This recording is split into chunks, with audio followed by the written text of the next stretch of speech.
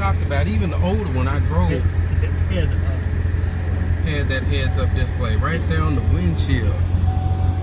So my wife couldn't see it. She was like, "What are you talking about?" You can't. So the dash, a different mode. It's like it's in sport mode. So if I go to settings, let me check.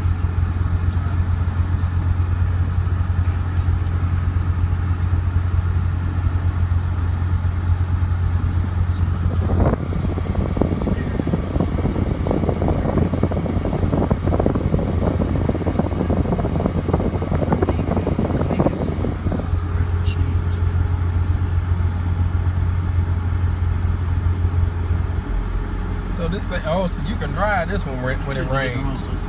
Yeah, it's got weather mode.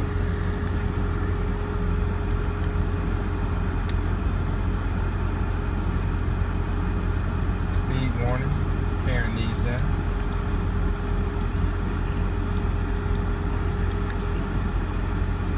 It's amazing the technology Chevy has put in their vehicles.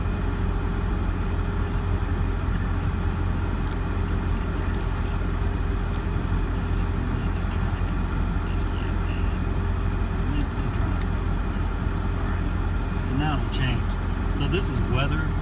If you're on weather mode, eco mode is whenever it'll cut off the 8 cylinders and turn them down to 4. So it'll make it much more gas efficient. Who would do that?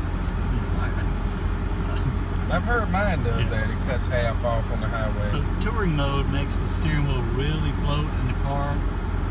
You know, go up and down. It has a floaty feel, so it's got magneto-rheological shocks. So it puts a charge inside the shocks, iron ore inside of the shocks, and makes them stiffer, makes the gel on the inside of the shock. So, and then sport mode, again, you hear the exhaust change in the sport mode in the back. The sport mode, you know, tightens up the steering wheel, opens up the exhaust real loud, and then track mode makes the steering extremely tight. And the ride just as hard as it can be to stick to the pavement. And then on top of track mode, whenever you're in track mode, if you double click the take off. Yeah, the traction control options back in the center of the dash, it lets you know it's like you're in track mode, but it says you can make a selection between wet track, dry track, sport track 1, sport track 2, and then race. Race, everything is off. All the nannies are off.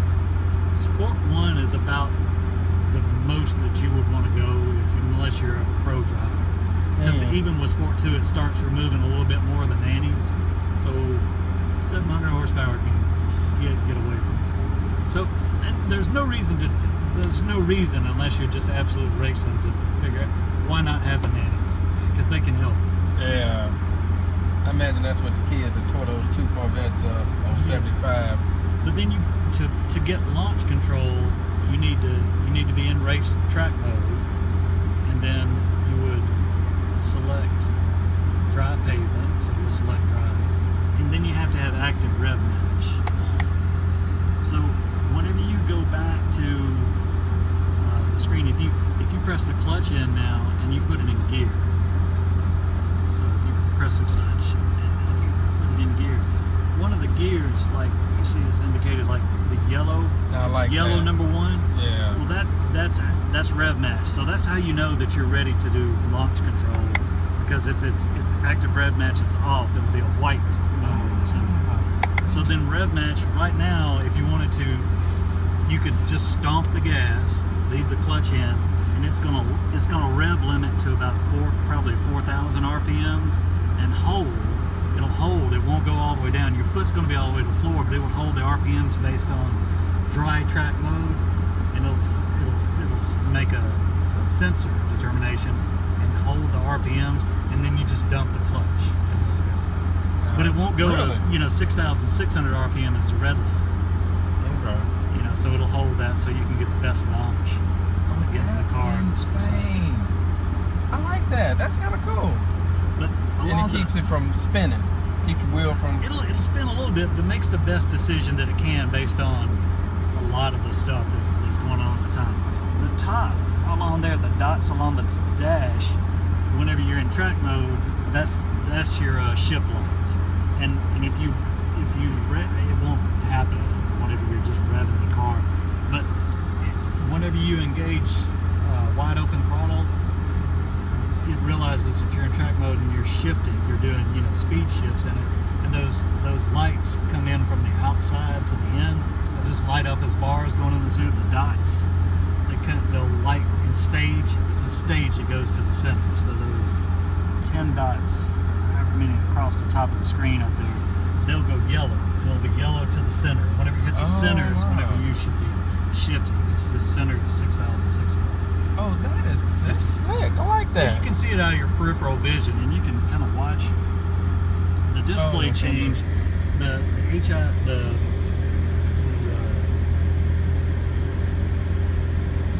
head. Yeah, HUD, heads-up display. The HUD is up there, and the view you get on it actually changes whenever you change the different driving modes. It should. I can't see it. You can probably see it change. Yeah, yeah, I see that. Okay, that's pretty cool. So touring mode should show like radio and stuff. Yeah, just shows a 0. Alright, so whenever you go back to this guy, you can change the heads up display. If you read home and you're doing navigation, and we come back to here, and I think you pick nav.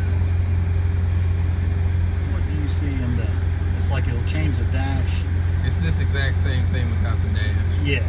Oh, the nav, rather. Yeah. So it's kind of neat whenever you're driving along to be able to change that. It has different ones that'll do a bar countdown to the turn and stuff, but it's kind of neat. Some of the heads-up display that they put into the tech, Yeah, I didn't realize that Chevy put this much tech in them. Performance mode, whenever you're in track mode, you can go through, and it has a lot of sensors and stuff. So it's the G meter, tells you how many G's at the different angles, so it'll run your G meter, G-force. That's the G meter in 3D. So if you're pulling more than a G going around the side, it has a dot that follows on it. So if you're pulling 1 G, is the gravitational force of the Earth means that you could stand sideways in the car, and the car can actually handle and pull greater than a G on the curve. So whenever they broke 1 G, I forget, on the loop track was a major milestone for both tires and cars, performance cars. They used on top G's to get in a plane. G's, yeah. Coolant temp, oil temp, oil pressure, battery voltage, all the standard stuff, but then it's got a couple of extra ones. It senses the tire temperature, and that's another configuration that it uses to help with the launch control. And it's got an electronic limited slip differential, so it locks and it'll show you how much slip you're getting at any given time. It's kind of a nice extra feature. It's got a lot of graphics. It's got other stuff, isn't it? So horsepower meter, you can see the top left, 650. That's for the base vehicle. G-force, again, voltage, and you can make those gauges anything you want. Whenever you go to sport mode, it'll change the dash, and these on the left and right are pocket gauges. You can make those say just about anything you want. This is crazy. So the speed alert thing that I was telling you, there's this guy can plug into the OBD2 system, and all of those sensors, it actually it picks up your fuel mix ratio, your spark ratio, your timing, and other things that they don't show you that OBD2 is keeping up with. Yeah. So most drivers don't want to know. This is track mode kind of stuff. That came with the car? No. This is an aftermarket thing that I bought. So I could program it and change the display whenever I'm at the track to get, how much the timing is being pulled whenever it gets hot and other stuff. So it is kind of neat. And then the speed feature, the speed warning. So you can make it say anything you want whenever you want. So you can change the text in it. You can go code on it, and instead of saying speed exceeded, speed limit exceeded, you can tell it to slow your butt down. Slow your butt down. Yeah, that's it. Yeah, I'm sure Karen needs that. Yeah.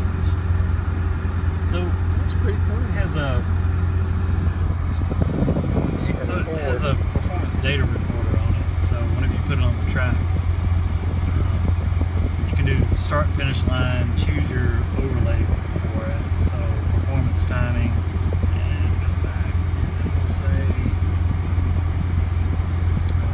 you can do start, define a start and finish line whenever you're at the track. If you're at the racetrack and it's just straight line, you can say a start and then the half-mile marker, and then do your race. Oh, okay. And then you can plug this into Cogs. I can't think of the company, but it's software. This is made for, by race cars, and it's engineered for it. But you can get a download of the software and then analyze your track time. So if you go back to, PPR, and then recorded sessions, you can kind of pick a session. Dang it! This is me. reports. Yeah, this is me falling behind my buddy Mike. And it records audio too. Yeah. That's insane. So I'm following him over to another guy's house. That we're in there. But it's recording, your RPMs. This is brake and gas, what gear you're in, your speed you're doing, does GPS speed, and then again the same thing for the G meter. So you can see this running through. Pull up over. This guy's place. He's got all kind of cool cars and stuff. It's funny to see. He's got 8 vehicles in the garage. I bet he's got $500,000 worth of cars in this garage. It's interesting. So if I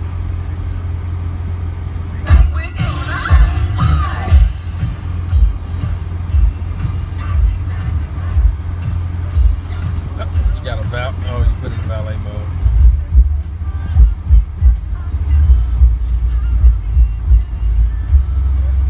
Yes, it has a Bose system. So valet mode will record the conversation inside the car, record the same stuff, and electronically lock the dash and the glove. So you can kind of lock in the car a little bit, but you get audio recording of what's going on. But who would valet there? I mean, I guess you could, but then We took it for a run, man. It was in the amazing. market. But then again, 0 to the end of the park. So if you stomped it, you can get going. I bet I could get 60.